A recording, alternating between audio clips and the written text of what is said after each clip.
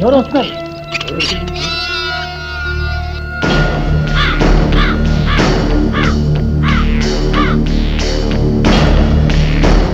ఏమండి, మీకోసం మన ఊరు కుర్రాళ్ళు వచ్చారండి. కుర్రాళ్ళ? అవునండి. వాళ్ళకి నాతో ఏం పని? పద.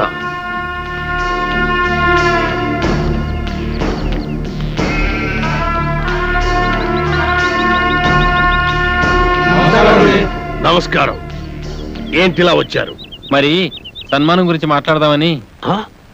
సన్మానమా? సన్మానం నాకెందుకురా? మరి సన్మానం సన్మానం ఏంట్రా నసుగుడు? సన్మానం మీకు కదండి, హీరోలకి. చించుతా. ఈ ఊళ్ళో సన్మానం జరిగిన సత్కారం జరిగిన ఈ బాంబుల పుల్లారెడ్డికే జరగాలి. అది కాదండి, మొదటిసారిగా మన ఊరికి నలుగురు పెద్ద హీరోలు వచ్చారు కదండి. వాళ్ళు మన ఊరికి రావడమే పెద్ద విశేషం. అందుకే మిమ్మల్ని అడిగి వాళ్ళకి సన్మానం చెయ్యాలని ఆ కుర్రాళ్ళ ఆశ. అలాగా, సరే. హీరోలకు సన్మానమా? చెయ్యండి, బాగా చెయ్యండి.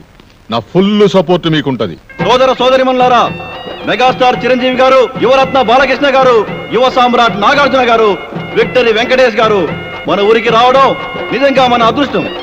వీరికి సన్మానం చేయడం అభిమానంగా మన బాధ్యత. ఇది మన ఊరికే గర్వకారణం. ఇప్పుడు హీరోల సన్మాన కార్యక్రమం ప్రారంభం కాబోతుంది. అభిమానులందరూ వరుసగా వచ్చి తమ హీరోల మెడల్లో దండలేసి సత్కరిస్తారు.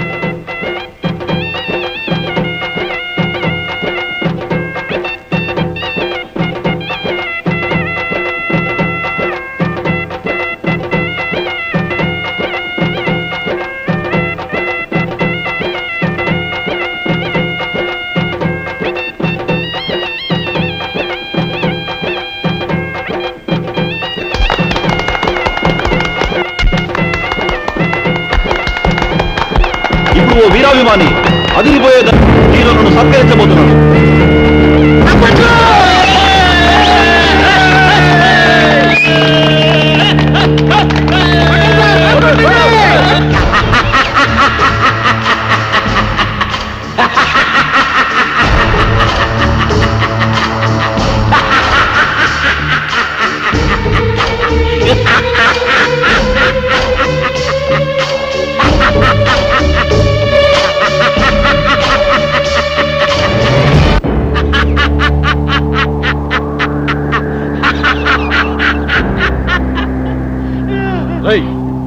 నువ్వు ఇంకా చావలేదా?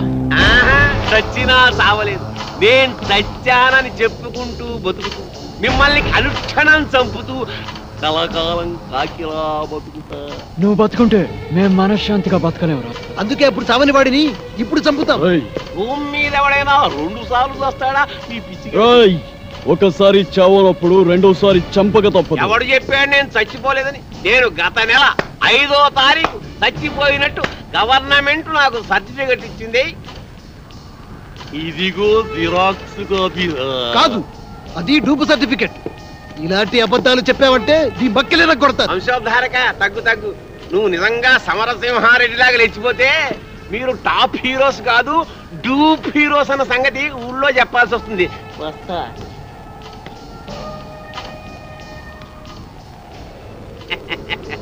వారేవా ఏమి ఫేసెస్, అచ్చు డూపుల్లా ఉన్నాయి బాసెస్.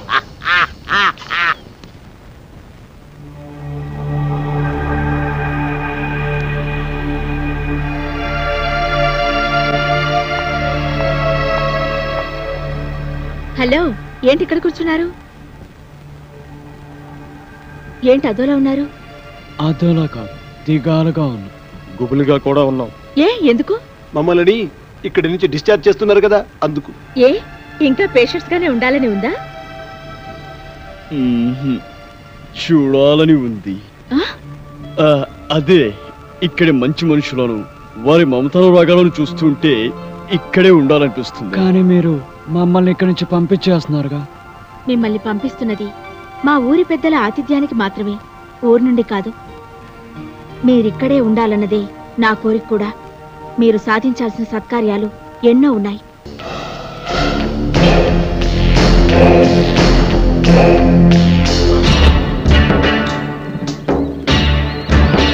రండి. థ్యాంక్స్ అండి. Thank you. అవును, మిగతా ఇద్దరు ఎక్కడ? మేమిద్దరం ఇక్కడ, వాళ్ళిద్దరూ అక్కడ. అక్కడ అమ్మాయి ఇక్కడ అబ్బాయి అంటారే అలా. ఏయ్, నాకిదేం నచ్చలా. ఆయన ఆడేవుడండి మధ్యలో. ఆడింటికి ఇద్దరు, నా ఇంటికి ఇద్దరు రావడానికి ఇదేమో సినిమా అనుకున్నావా?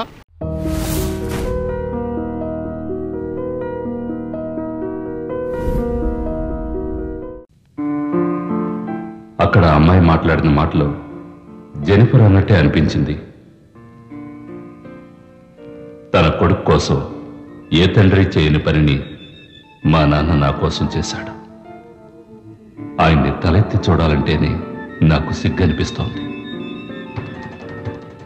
అటువంటి తండ్రికి పుట్టడం నా అదృష్టమనే చెప్పాలి. నేను చేసిన తప్పుల్ని తలుచుకుంటుంటే నా మీద నాకే అసహ్యంగా ఉంది.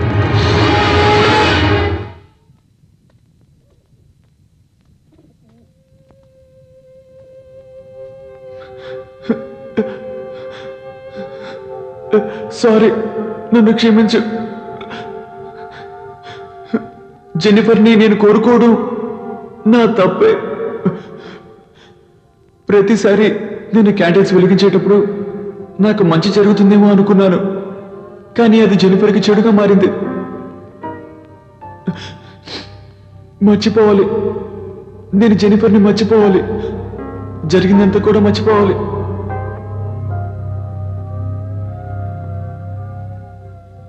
నేను జెనిఫర్ని మర్చిపోయినా నువ్వు మాత్రం తన్ని మర్చిపోకు.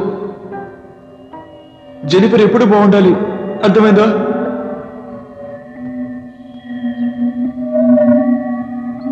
అందాన్ని ఆరాధించడంలో తప్పు లేదు, కానీ దాన్ని అనుభవించాలనుకోవడం తప్పని నాకు అర్థమైంది.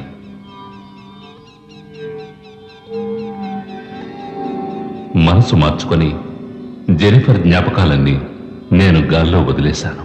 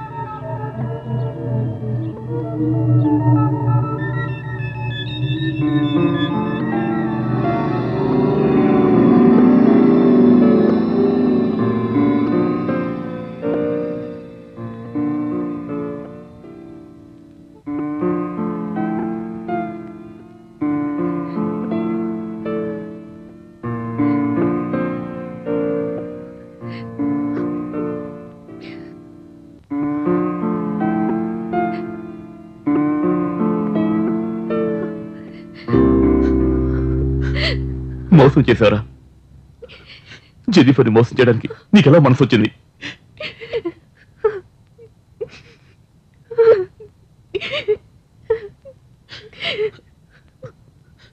జెన్నిఫర్ని ఒంటరిదాన్ని చేసి నువ్వు మాత్రం వెళ్ళిపోయావు కదరా.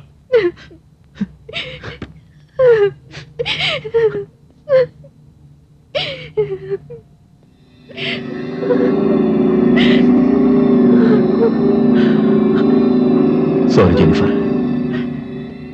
ఇటువంటి కష్టమైన పరిస్థితిలో నీ పక్కన లేకుండా పోయాను. విన్సెంట్ ప్రభు దగ్గరికి వెళ్ళిపోయాడు. డోంట్ వరీ జెన్నిఫర్,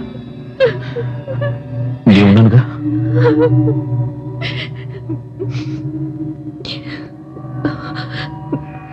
స్టెల్లా ఇప్పుడెలా ఉంది? 15 రోజులుగా హాస్పిటల్లో ఉంచి అన్ని చెకప్స్ చేశాం. ఏ ట్రీట్మెంట్ ఆమెను బతికించలేదని డాక్టర్లు కూడా చెప్పేశారు. స్టెల్లా ఇప్పుడు చివరి ఘడియల్లో ఉంది. నీతో ఏదో చెప్పాలని ఆరాటపడుతోంది. అది ఏంటో నాకు అర్థం కాలేదు.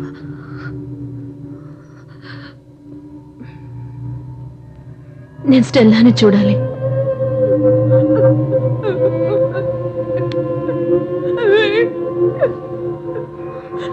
ఏడోక స్టెల్లా, విన్సెంట్ ఇప్పుడు మనతో లేకపోయినా ఎప్పటికీ మన జ్ఞాపకాల్లో ఉంటారు. భయపడకు, నిన్ను నేను చూసుకుంటాను స్టెల్లా. ఏడోక స్టెల్లా. తను చాలా భయపడుతుంది జెనిఫర్.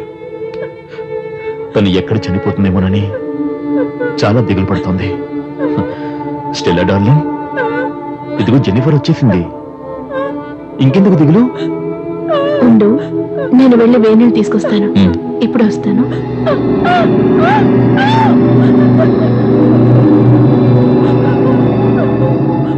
స్టెల్లా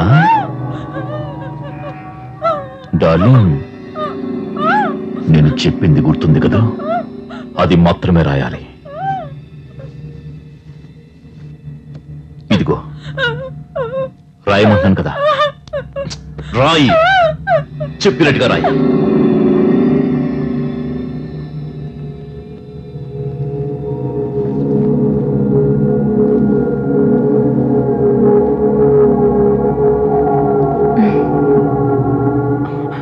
స్టెల్లా ఫీలింగ్స్ నీకు అర్థమయ్యా జెనిఫర్?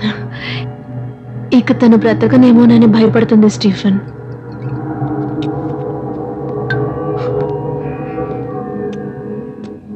అది మనిద్దరం కలిసి ఎందుకు ఒక్కటిగా ఉండకూడదని తను అనుకుంటోంది.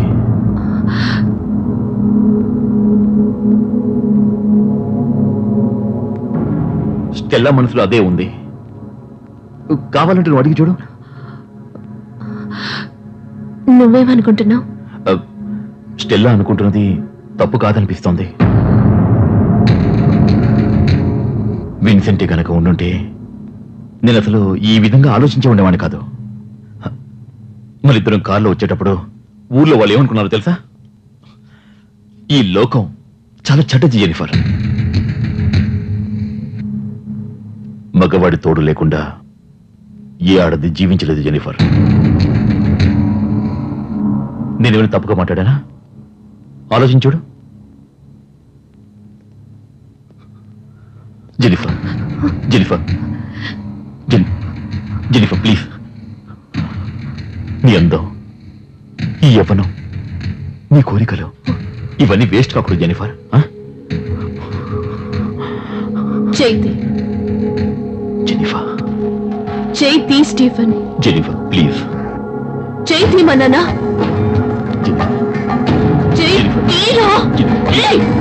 Jennifer please.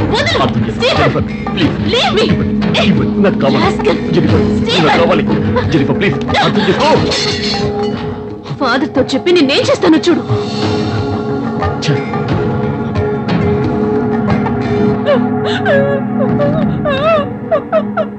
ఈ దుర్మార్గుడి వాళ్ళ నుంచి నువ్వు తప్పించుకుని వెళ్ళిపో. నా ఆశీస్సులు ఎప్పటికీ నీతో ఉంటాయి.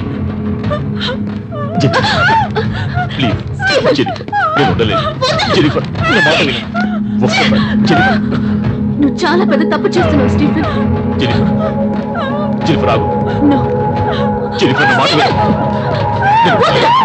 అసలు నువ్వు మనిషివేనా? ఇప్పుడే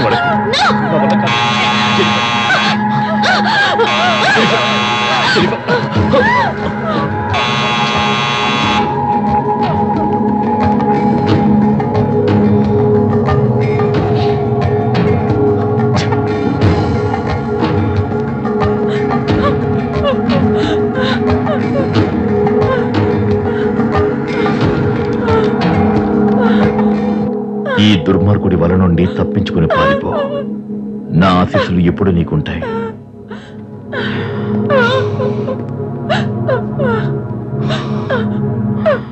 ఏంటి స్టెల్లా, ఏమిటి రాతలు? నేను దుర్మార్గుల్లా కనిపిస్తున్నానా? నా నుంచి అది తప్పించుకోవాలా?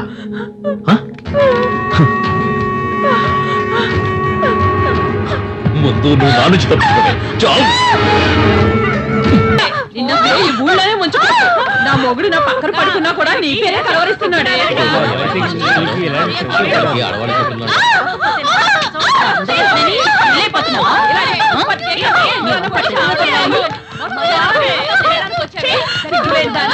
ఆడవాళ్ళ పరువు పోతుంది. చంపేయాలి.